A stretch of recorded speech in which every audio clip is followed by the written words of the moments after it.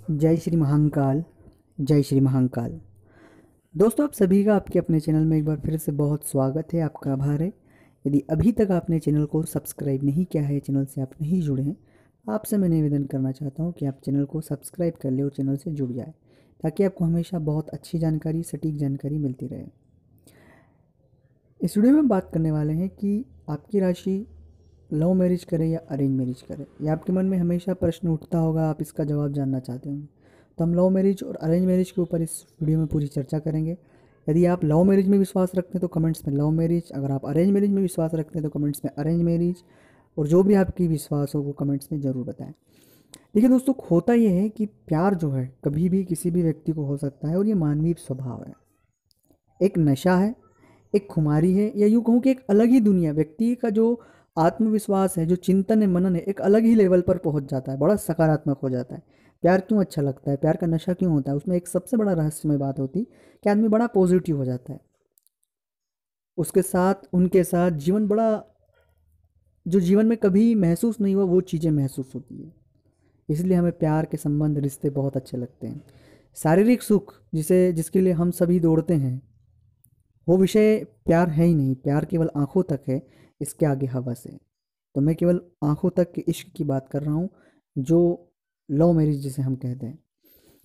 प्रेम से होने वाली शादियों में सबसे बड़ा परेशानी पारिवारिक लोग नहीं मानते हैं। लड़की के नहीं, लड़के के नहीं, ये दोनों नहीं मानते हैं। जात बिरादरी, ये सभी आड़े आती है बात।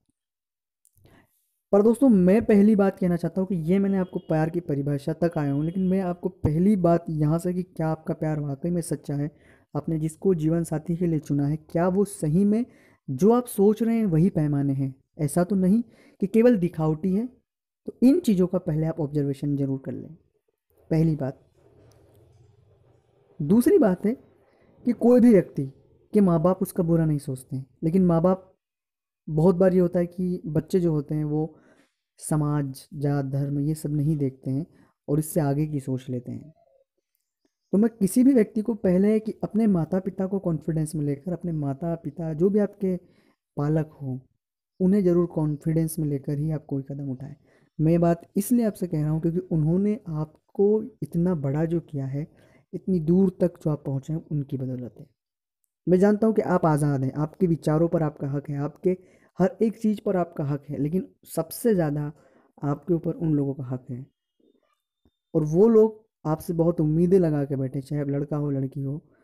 तो अगर आप उनको कॉन्फिडेंस में लेना चाहें, सबसे पहले तो उनको कॉन्फिडेंस में आप लें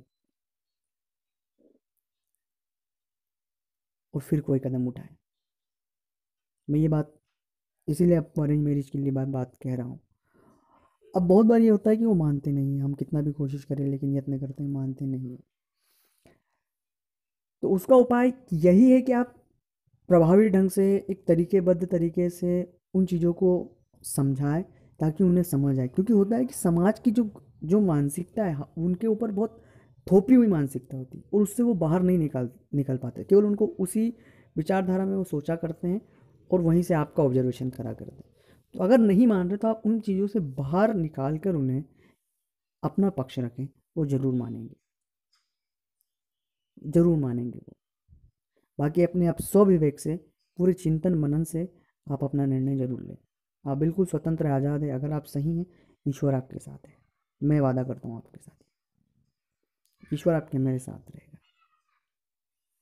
तो आपको ये वीडियो कैसा लगा, आप कमेंट्स में ज़रूर बताएंगे। वीडियो को लाइक करेंगे, शेयर करेंगे, और अपनी राय ज़रूर कमेंट्स में लिखिए कि आपको वीडियो कैसा लगा, आप इस विषय में क्या सोचते हैं, ये भी ज़रूर लिखिए। जय श्री महाकाल, जय श्री महाकाल, जय श्री महाकाल।